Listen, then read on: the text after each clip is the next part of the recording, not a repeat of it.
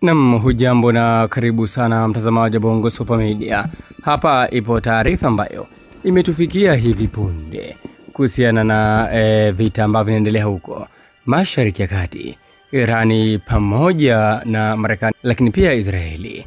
Taarifa inasema hivi: jeshi la Irani limethibitisha kuidondosha ndege ya kivita ya Marekani F-35 fighter jet karibu na kisiwa cha Qeshm.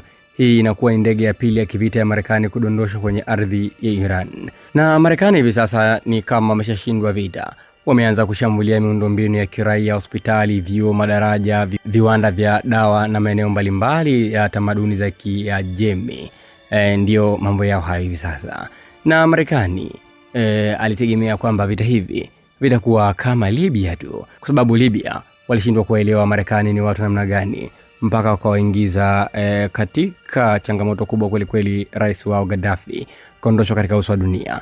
Lakini Irani wao wamesimama na viongozi wao, na ndege ya F-35 fighter jet ni ndege ya pili kunyunguliwa na nchi ya Iran.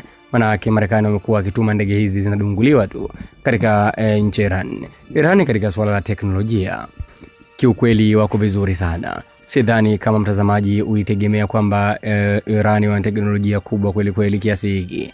Nadhani katika hata nchi zenye teknolojia juu sana, Irani sidhani kama watu walikuwa wakiiweka. Lakini hivi sasa watu wamegundua kwamba Irani wana teknolojia kubwa sana kushinda nchi nyingi ambazo zinasifika katika mitandao mbalimbali ya kijamii, ama kushinda nchi nyingi ambazo zinasifiwa sana katika vyombo vya habari. Lakini Irani ina teknolojia kubwa sana, na hili watu wengi wameweza kuligundua. Ndege nyingine ya Marekani, hiyo fighter jet, imeshadunguliwa katika ardhi ya nchi ya Iran.